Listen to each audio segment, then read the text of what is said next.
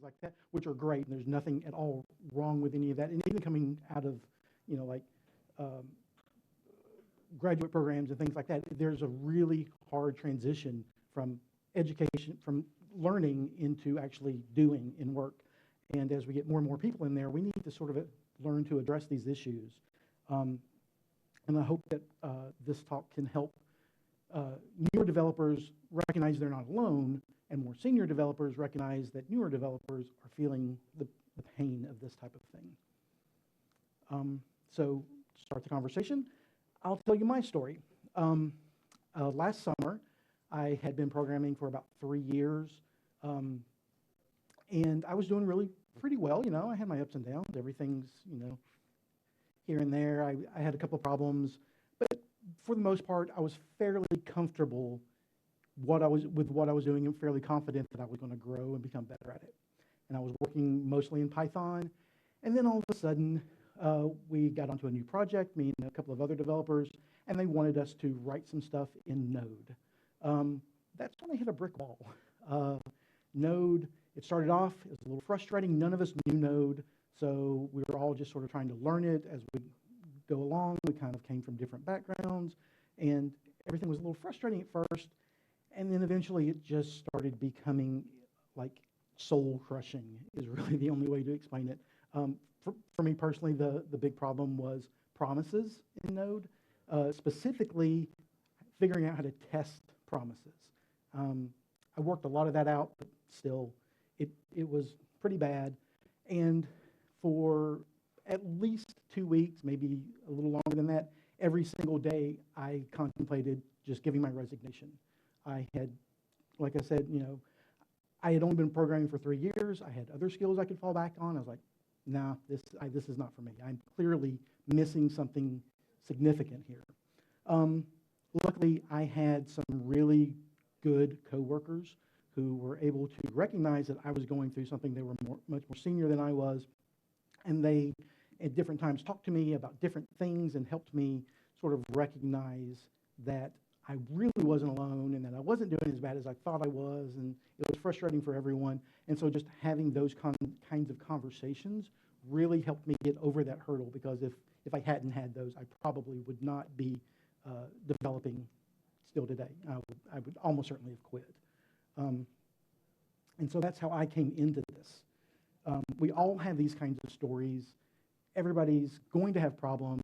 You've already had them. You're going to have more. Tell those stories to people. That's what this is about. We need to share this. This is part of our community. And I think just talking about it releases the stigma, and you can just say, yeah, I had this really horrible time, but eventually you're going to get through it and whatever. So if nothing else, when you come out of this, know that you can share these stories with other people. Even if you're just beginning this journey, doesn't matter. Find other devs at your level, or who are newer than you, or even older than you, who might be having problems. Because again, I was 3 years in before I started really having any kind of imposter syndrome problems. So to go through all this, let's start off. I'm going to hit like 3 sort of major points that when I was working through this sort of occurred to me, like these are the problems I've run into that were not specifically technical, but they were the problems that sort of led to me having this mini breakdown. So the first thing is, I never learned this in school. The thing about that is, theory does not always equal application, right? So when's the last time you calculated the big O cost of an algorithm, or implemented your own linked list, or any of those great, wonderful things that you learn in school that are necessary for computer science, but not necessarily for your day-to-day work? These things got worked out by other people, and you don't really have to worry about this, but this is what you come out of school thinking you're going to have to do, or a lot of times thinking you're going to have to do, depending on your program. So it can be very difficult to make that transition from a learning environment to a work environment. And so you just have to sort of know that these two worlds can be very different. Oftentimes your work environment is much more complex than your learning environment. Like every time I start my computer, this is what happens. I have to start a Vagrant box. I have to launch Elasticsearch, Redis, 2 Python processes, a Node process, and Cassandra. I have to connect to a VPN, monitor AWS, SSH into a remote server using an identity file, rebase, and I have to remember to, when I make code, to rebase locally so I can fix my initial commits so I don't have all this garbage in there for my pull request. But then after I get feedback, I have to remember, don't rebase because you want to leave that history in there so that you can see why you made certain changes. You never force push anything to master. I had to manually send SQS messages, so I had to figure all of that out, and I had to remember that the coffee maker takes a scoop and a half of coffee, otherwise it comes out as battery acid. So like every single day, this is the kind of thing I would have to do. I don't restart my computer every day, but who does? In any case, all of this stuff is really important to know. Almost none of it is anything that I learned in school. Like, you pick this stuff up on the fly, every project, and when I change projects, this is going to be different. I have a completely different workflow that I'm going to have to figure out because I'm going to be doing different things. And this is the kind of stuff that can hit you no matter how long you've been developing. The project that I'm currently on, we had a developer who had come in new to Emma. He had been developing for 15 years, but he had been in a .NET like all his entire development time. So being a very senior developer, he still had to come in. He had to learn Git. He had to learn Python. He had to learn Vim beyond just command, just :WQ, you know. So there's like all this stuff that you could potentially have to learn new, even though you've been developing for however many years. And you could see in the way he acted, he was very frustrated at times. Now, I'm sure he had sort of moved beyond this isn't for me, I'm going to quit, except he kind of realized that our environment wasn't for him, and he went back to doing .NET development. So there's still, you know, it can still be a real roadblock for you, no matter how long you've been doing this. And all of this stuff is important. As a matter of fact, at my very first programming job, my very first day at my programming job, no one told me that the carafe wasn't really made to fit that particular coffee maker. And so I went to make coffee and impress everybody, and instead I ended up pouring coffee all over the floor. And so you never know what kind of thing is important for someone who's new to your office, to your team, to programming. There's all these little things you never get taught, but someone needs to remember to tell you as you go along. So try to be that person, you know. If you see someone new coming in, even if they're a senior, there's stuff you know they don't because they're coming into a new environment. So always kind of remember, it can be helpful to just give the littlest bit of information. That way you don't waste coffee, because nobody wants to waste coffee. Another thing to remember is that your team, company, mentor, whoever you're working with, they're going to have a different workflow than whatever you've had to do in the past. If you've just started, you probably have the workflow developed that is geared more toward learning. Your workflow for work is going to be somewhat different. It's probably going to be very different.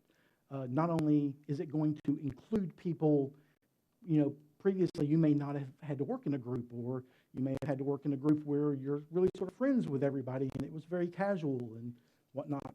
And your work acquaintances can be that kind of casual, but maybe not. So you may have to figure out how to integrate people that you don't really get along with into your workflow. You also are going to have parts of your workflow forced on you. You may have never really had to think too much about, you know, writing tests or making sure all of your code is checked into some repository or something like that. These are things that your team or your company may force on you, and you have to learn how to integrate those into your, you know, your day-to-day work. And it can be a little daunting to like try to remember every little thing like that. And then there's that whole list of stuff, you know, on the previous slide where it's like all these things you have to learn new and remember. So, you know, just kind of keep in mind that as this stuff comes at you, everybody goes through that, and you just have to come up with different ways of figuring out how that's going to fit for you.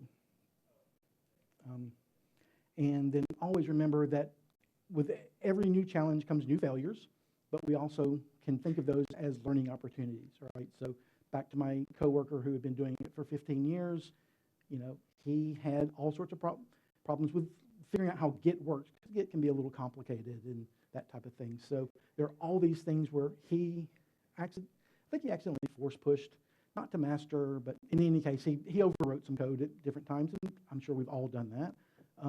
But it's just one of those things that these are new failures, but he learned from it. And so that's the real main key, is approach all of this as a learning situation and don't let it get in your head as oh, I shouldn't be doing this. Well, it's something everybody goes through. Next, this was the big one for me. Why is everybody always picking on me? Because it can feel that way, especially when you're new, right? The first thing you have to do is figure out how to accept feedback, right? Feedback is something that pushes you along as a developer at whatever level. If someone's giving you any type of feedback, as long as they're not telling you something wrong, you can use that as a way to learn new things. But accepting feedback can be very difficult. You can take it very personally sometimes. I think for me, I had to recognize that I was doing that I was accepting that when someone was giving me feedback, I was taking it as very much a personal slight.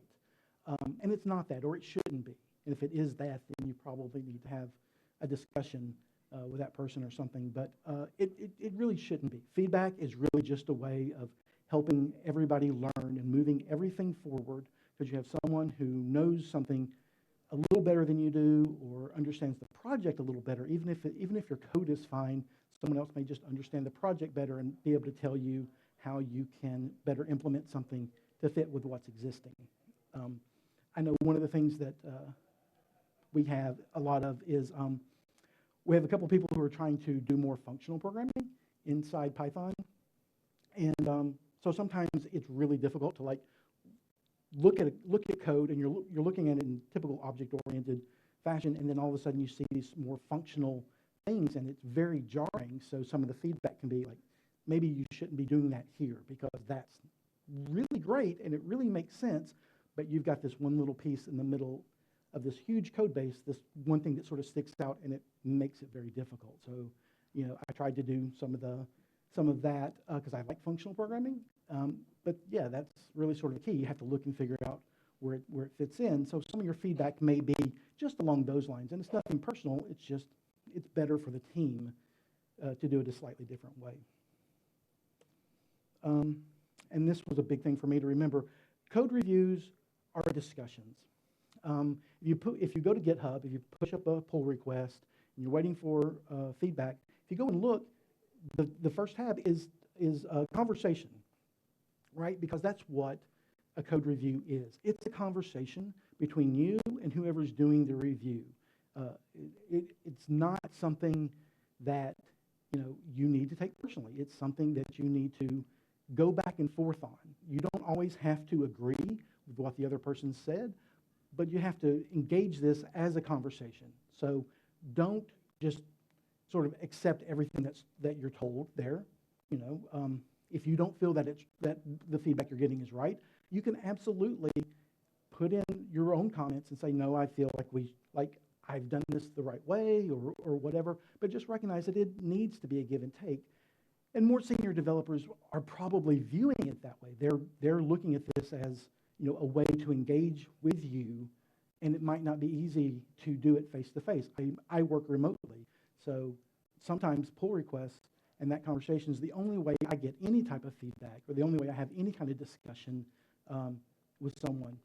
One of the things about feedback this way, though, is a lot of times it can be very asynchronous, right?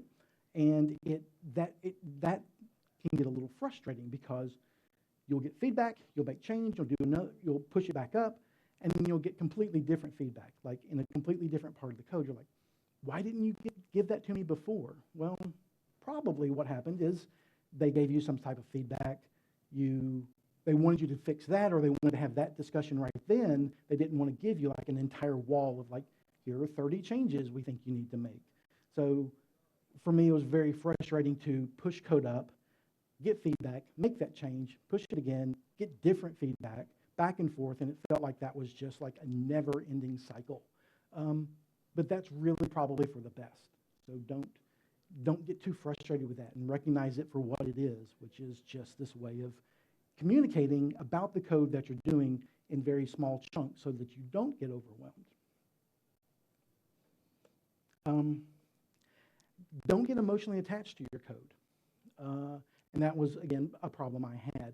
You need to be proud of your code. You need to produce the best code that you can and such. But you need to also recognize that there are probably going to be flaws. No matter what level you're at, you're probably going to miss something along the way. You're going to, I mean, I'm constantly doing code reviews for more senior developers, and, you know, everybody misses little things. They forget to take out a log statement that they put in while developing, or, you know, they changed a method name and they forgot to change it in some other location.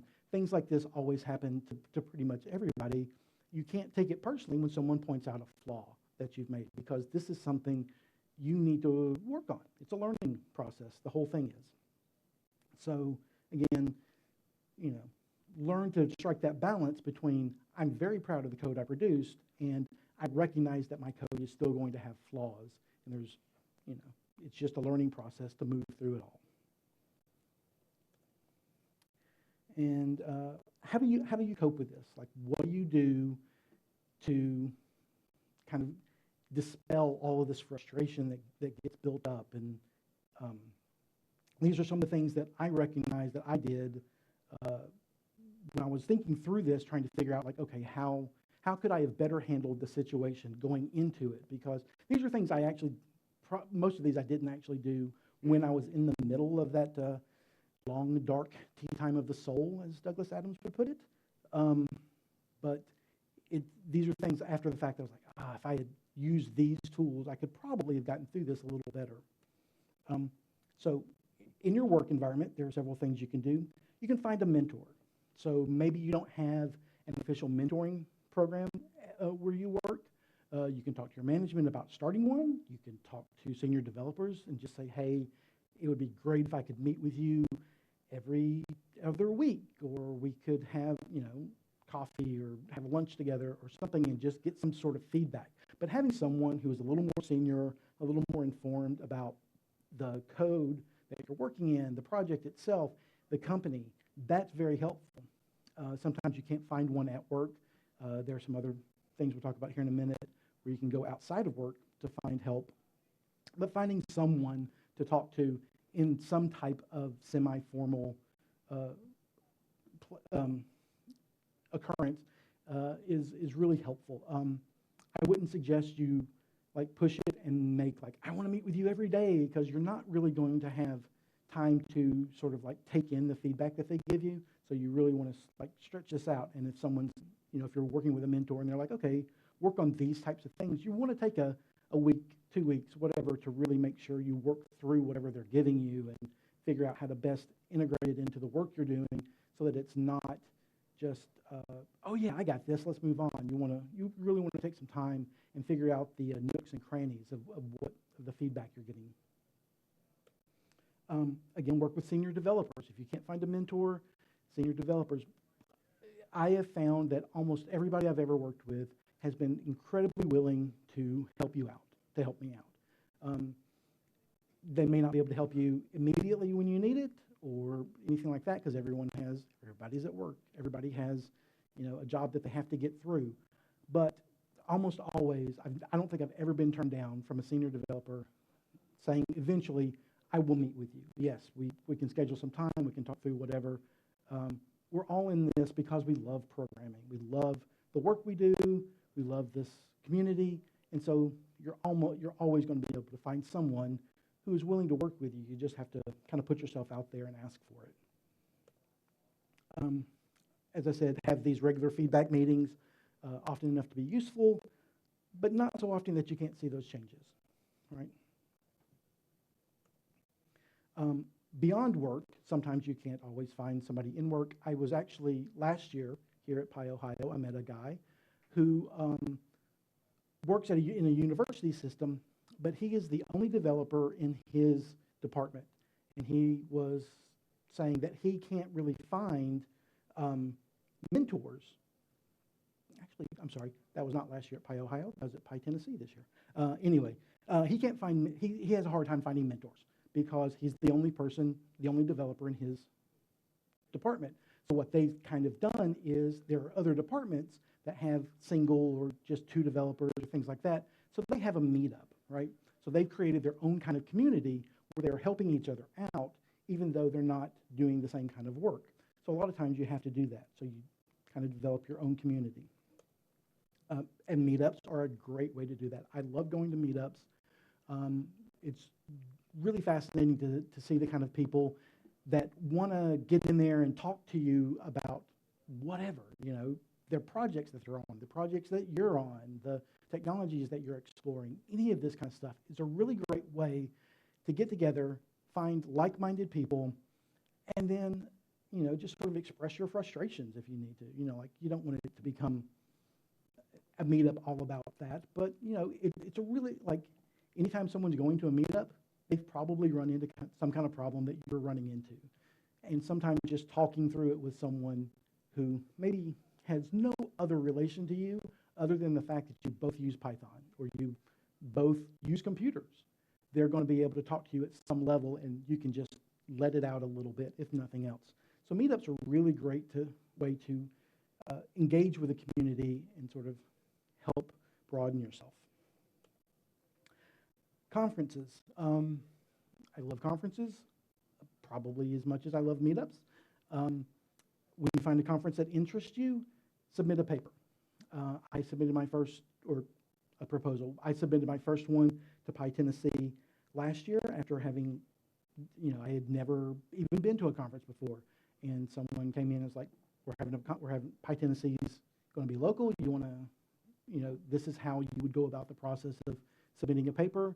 I didn't even have an idea when I went to that meeting, but I came out of there going, I want to do this, right? Because it's a really good way to focus in on a topic, but it's also a really good way to sort of put yourself out there and meet new people. And I've met so many great people going to conferences, even when I'm not presenting, just meeting people and hanging out and being in that environment, and those types of things let you see, like, there are other people at your level, no matter what. Like, you go to a conference, you're going to be there with somebody who's only been developing for a month or a year, mixed with people who have been doing this their whole life, forever.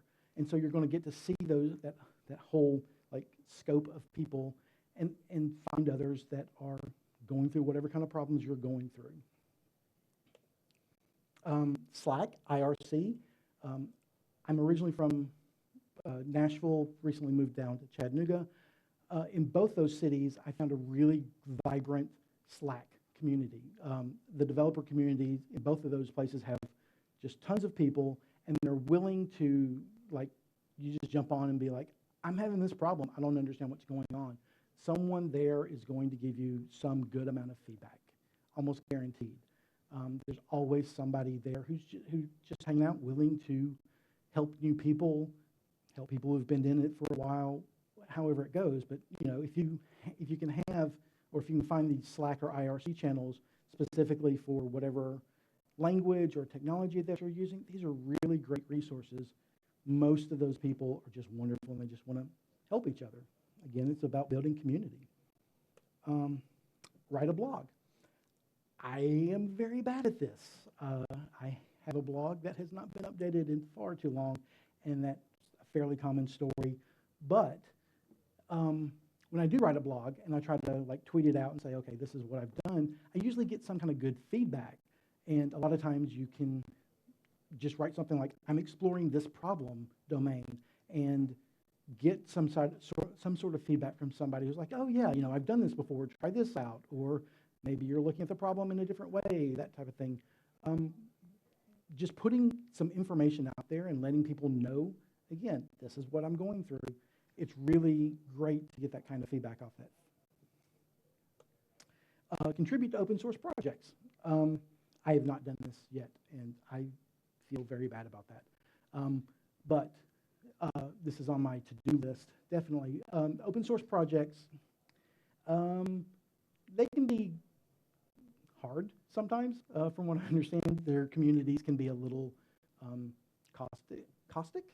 I think all in all, overall, our development community is getting better about this, and they're trying to make sure that people talk to each other in a much more civilized way. but still, this is a great way to build your confidence and build your skill set. Go out, find a project.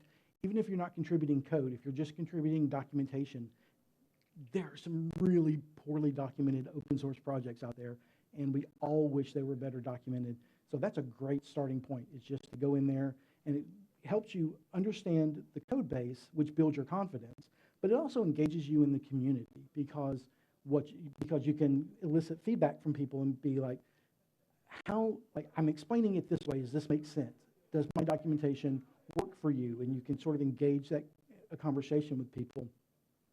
And anytime that we're engaging that way, I think we're sort of like, that lets us flush those insecurities out a little bit, because you get this feedback, you get to talk to people and figure out, yeah, I'm doing much better than I think I am, which I think is probably the key to all of this. And that's really all I have. We need to go out and help each other.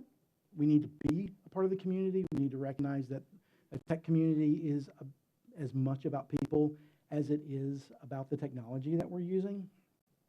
So, open that conversation. Be willing to put yourself out there and say, hey, I'm having this kind of problem. I'm feeling, like I'm not really doing this well. I'm feeling very insecure about these things. That way, other people will open up to you, and we all sort of make those connections. And I think, for me, that's what really got me through it, was opening up to somebody and talking about my problems, and helping to realize, I'm doing all right. I should probably be in this job. I love it. There's no reason for me to quit just because I'm hitting a couple of roadblocks. And, yeah, so that's my talk.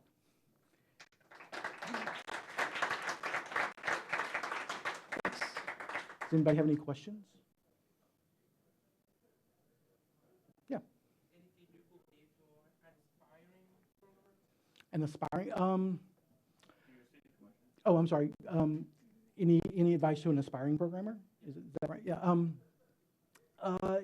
Yeah, just engage in all these communities. I think that's really the big thing. Like, there's so much information out there. My initial entry into programming was many years ago. It was before we had all these great communities, before we were doing meetups, anything like that.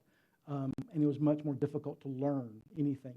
All of these communities they're learning tools. They really are. So if you just get engaged, go to meetups, get on some type of Slack channel, anything like that you can do where you can have a back and forth with someone else. I think that's probably a key. Anything else? Is there anything for introverted programmers? Yeah, that's hard to do. I'm mostly a bit of an introvert anyway. I think, yeah, for me, I think overcoming that first hurdle of I'm going to put myself out there. Like for me, that first entry was probably through Slack or IRC or Twitter or something like that, because you can still sort of be engaged but disengaged, right? Like the horror of the internet is that you can be anonymous. The beauty of the internet is that you can be anonymous, right? So if you are more introverted in meetups and conferences, talking to people like that is not your thing, Slack and Twitter are really great places to have that engagement. I think several people have warned us about Reddit and places like that. Those places can be really, if you haven't been out there, they can be great. They really can.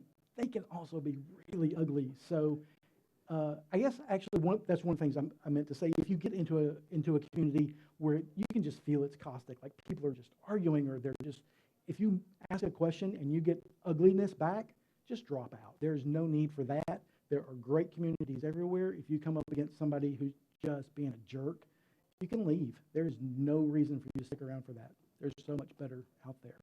But yeah, I think the online presence, if you're introverted, it really helps a lot. Anything else? All right, well, thanks for coming out.